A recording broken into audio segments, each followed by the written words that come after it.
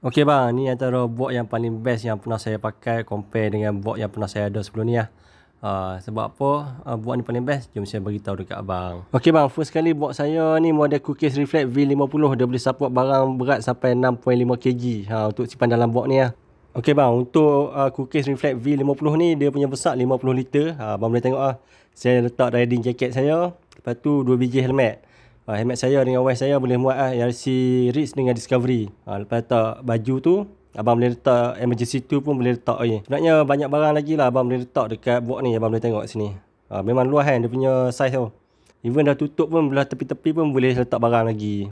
Okey bang, yang paling best dekat box ni dia ada lampu brake dengan lampu daylight. Untuk wiring pun dia pun bagi sekali untuk abang pasang kat motor abang. Dari segi spare part pula, Cookies Reflect ni memang ada banyak. Macam ni, reflektor, cover dalam pun ada juga, jangan risau. Selain daripada tu, abang boleh tengok tripod yang saya tengah pakai yang besar ni. Tripod ni saya dah dismantle dan boleh letak dekat dalam box saya. Walaupun besar, still muat. Sebab kapasiti dia 50 liter, hujung ke hujung memang puas hati lah.